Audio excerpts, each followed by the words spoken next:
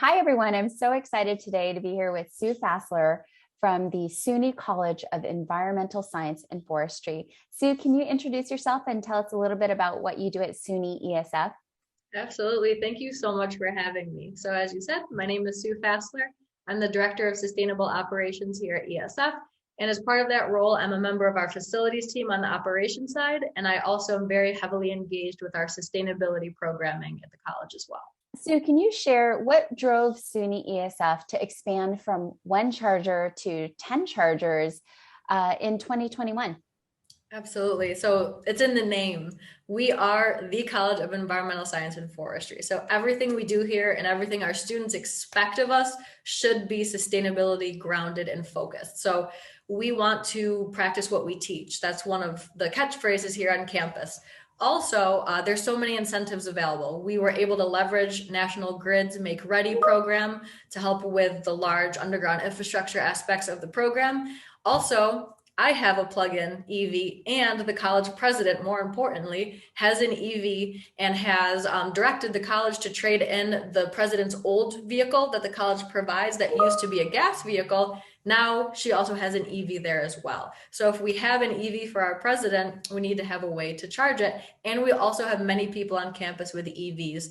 And I'm a little bit competitive, and I went to a sustainability conference in the region, and I saw that another college had so many stations and we only had one. So I felt as ESF, we needed to kickstart it and get some more stations. Can you share why SUNY ESF chose ChargePoint? Absolutely. So we at ESF chose ChargePoint because, I mean, you're a household name. You're one of the only brands that I knew about before I did research, and you had a good reputation. And I did reach out to some other local entities with charging stations, and they all said they had ChargePoint, and they recommended that we keep it consistent so people using our stations wouldn't have to download multiple apps and kind of have a patchwork, because that's not very user friendly. And having an EV myself, I wouldn't want that. And I think finally you were very responsive, especially once the stations were installed and we were getting up and running. Your customer service team was extraordinary. It's one of the best that I've worked with. And you had not only written how-to guides, but also videos to show me how to set up the back end. So things like the pricing and access policies. I like to learn how to do things. And I just love that ChargePoint had those resources ready to go. So I didn't have to rely on anyone else to do it for me. I could teach myself. Sue, can you share what value you're getting out of the ChargePoint software? How often are you utilizing the software features and capabilities? All right, so we get a tremendous amount of value from the ChargePoint software and the dashboard. I'm in there every day. It's the first thing I check right after I open up my email because I'm just curious to see who's connected, how many stations are being used, just making sure everything's up and running.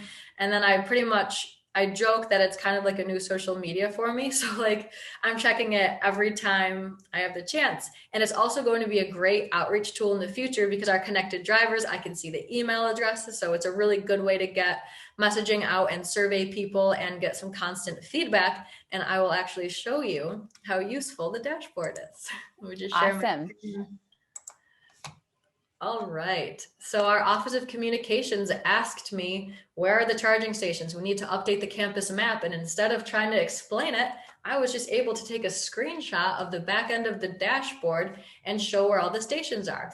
So you can see that we've got really good access through the whole campus spine here. 3 different sets of stations on the back end of our buildings for ESF students, staff, and employees only. And then this lot of stations is public access. So it's located really closely to our big highway 81. So this is just a really nice, easy way. If someone asks me or reaches out to me, where are the stations on campus? I can share this dashboard snip with them, or I can show the map that communications built based upon ChargePoint's dashboard.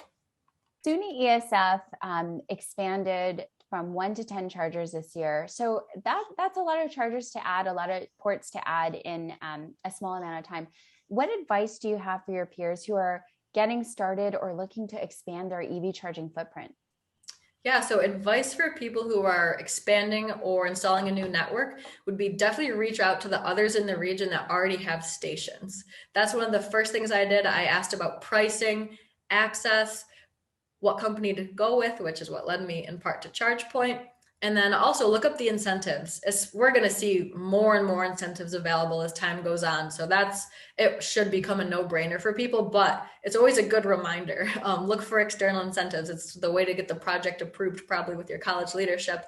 And then also, I would say to take a step beyond like a traditional project manager role and just making sure that things are on schedule. But for us, we're a small college. So I had the opportunity to work with our business office, our college council, our facilities department. I really learned the nuance of every aspect of the project. So that way, if an issue arose, I could help troubleshoot it and not rely on someone else in another department who's probably already overburdened. It's not their project, even if they really care about it.